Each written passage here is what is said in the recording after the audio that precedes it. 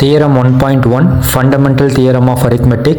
Every composite number can be expressed or factorized as a product of primes, and this factorization is unique apart from the order in which the prime factors occur. Every composite number can be written as the product of powers of primes. In fact, this statement is true and is called the Fundamental Theorem of Arithmetic. இப்போ என்னதான் சொல்ல வரீங்க? இப்போ composite நம்பர்ஸ்னா என்ன? Numbers 1 விட அதிகமாக இருக்கணும் and prime நம்பர்ஸாக இருக்கக்கூடாது. எக்ஸாம்பிள்,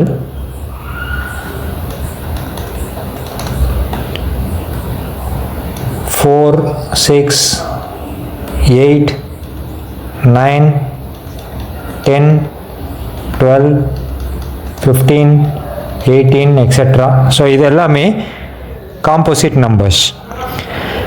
எந்த ஒரு காம்போசிட் நம்பர்ஸையும் நம்ம ப்ராடக்ட் ஆஃப் ப்ரைம்ஸாக எழுதலாம். ப்ராடக்ட் ஆஃப் ப்ரைம்ஸ்னால் என்ன? ப்ரைம் நம்பர்ஸை மல்டிப்ளை பண்ணுறது தான் ப்ராடக்ட் ஆஃப் ப்ரைம்ஸ். இப்போது நான் என்ன பண்ணுறேன்னா,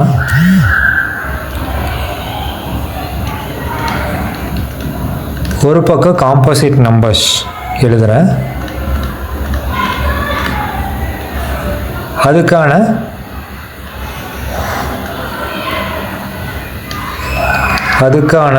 product of primes, okay, written as product of primes. இந்த சின்ன ஆக்டிவிட்டி வந்து பார்க்க போகிறோம். Okay, so first composite number 4 எடுத்துக்கிறோம். 4 நம்ம எப்படி ப்ராடக்ட் ஆஃப் ப்ரைம்ஸாக எழுதலாம்? 2 into 2.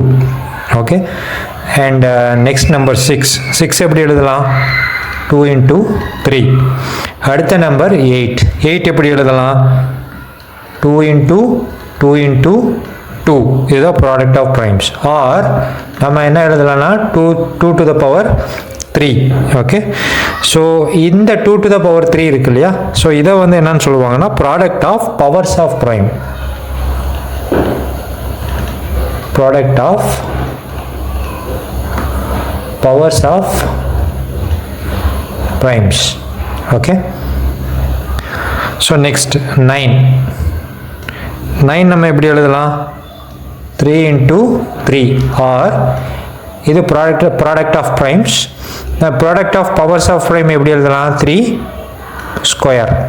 okay, and number 12 எப்படி எழுதலாம்? 2 into 2 into 3. okay, or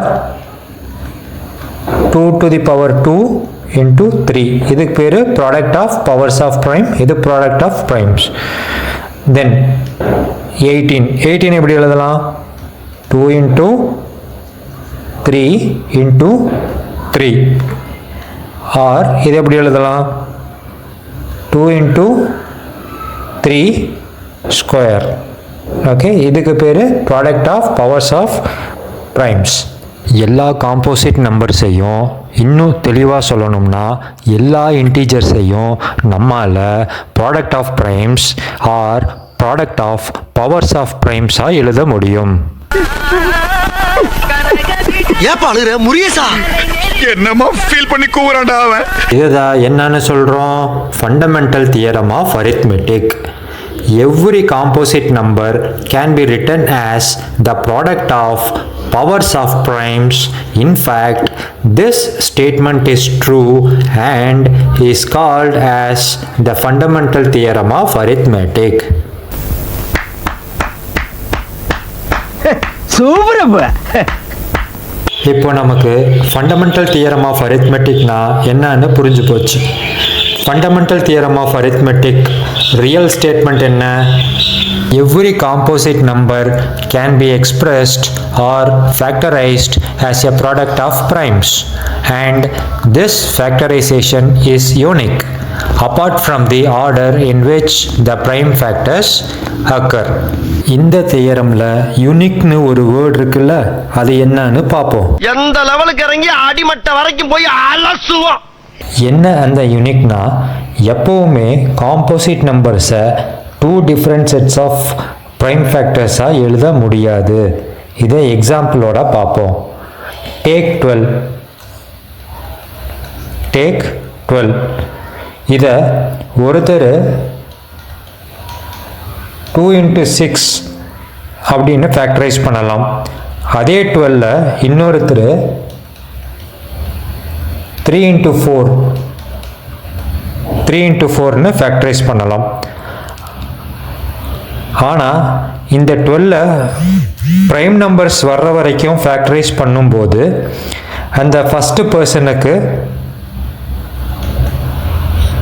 என்னென்ன ஃபேக்டரைஸ் பண்ணுவார்? 2 into 3. செகண்ட் பர்சன் என்னென்ன எழுதுவார்? 3 into 2.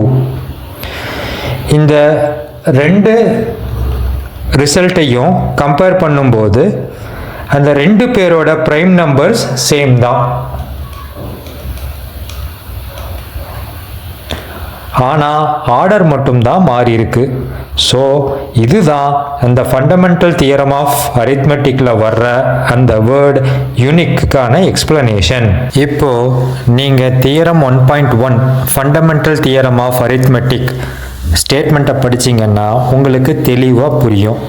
Every composite number can be expressed or factorized as a product of primes, and this factorization is unique apart from the order in which the prime factors occur.